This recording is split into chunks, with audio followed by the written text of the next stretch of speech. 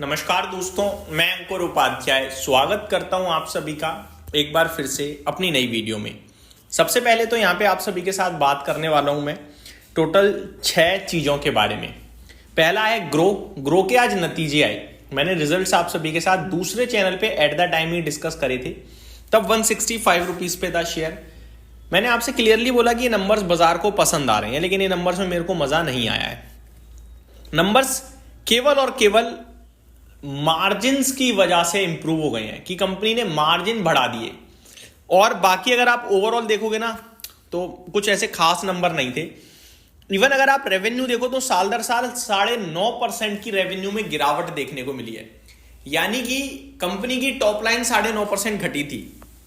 But क्योंकि margin इतने ज्यादा इंप्रूव हुए थे, जिसकी वजह से शेयर का कंपनी का मुनाफा आपको दिखेगा 420 करोड़ से बढ़कर 470 करोड़ पे आता हुआ दिखा। लेकिन कंपनी के रेवेन्यू की बात जहां पे हो जाए, वहां आपको दिखेगा कि कंपनी का रेवेन्यू करीब 9.5% घटा है। मार्जिन 48% से बढ़कर 58% पे आए हैं। 10% की मार्जिन में बढ़त थी, जिसकी वजह से मुनाफा बढ़ गया, एबिटा भी बढ़ गया। अदरवाइज रेवेन्यू तो खराब था, 9.5% घटा है। अब सवाल ये था कि क्या करें। देखो, इस कंपनी ने जिस हिसाब से एक्शन दिखाया है इशू के बाद, मेरे को लगता था कि दमदार नंबर आने चाहिए, नहीं आए। मुझे नहीं लग रहा दमदार थे ये। तो मेरा मानना है यहाँ पे अलर्ट रहें, सावधान रहें। 159, 150, 160 रुपीज पे ये जस्टिफाई नहीं करता है अपने वैल्यूएशंस को।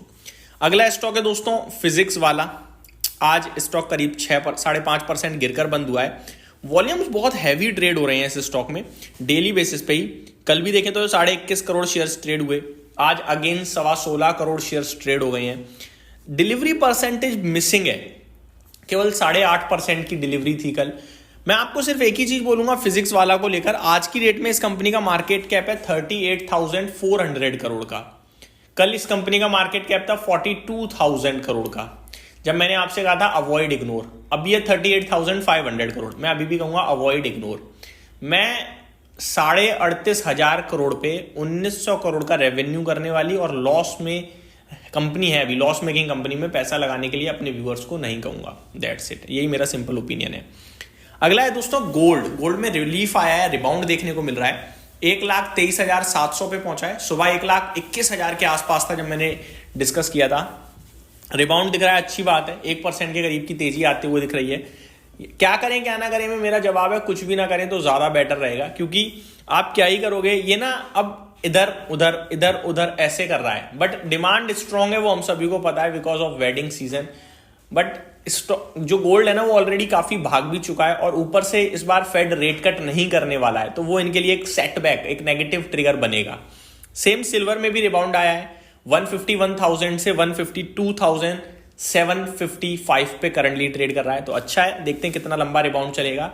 टेक्निकल लेवल्स पे देखा जाए तो एनालिस्ट जो कह रहे हैं वो मैं बताना चाहूंगा। 1.50 पे सिल्वर में सपोर्ट बताया जा रहा है, और 1.20 का गोल्ड का सपोर्ट बता रहे हैं।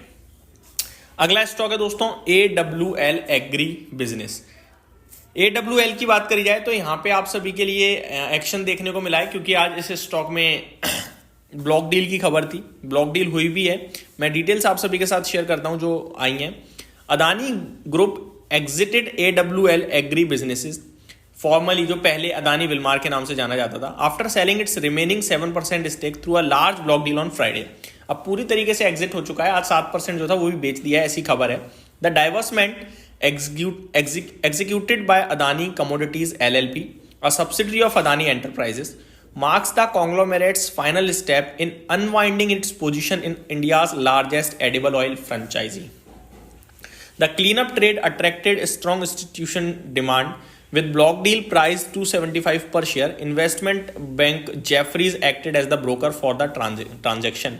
Market estimate industry sources suggest the deal value falls in the range of 2,300 to 2,400 crore range based on AWL Agri prevailing market capitalization.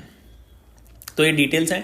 पूरा 7% का स्टेक अदानी ग्रुप ने खाली कर दिया है। अब अदानी ग्रुप इसमें बिल्कुल इन्वेस्टेड नहीं है, ऐसा बताया जा रहा है। लगभग 2300 से 2400 करोड़ की ये डील हुई है अदानी AWL एग्री बिजनेस के शेयर प्राइस के हिसाब से, मार्केट कैप के हिसाब से देखा जाए तो।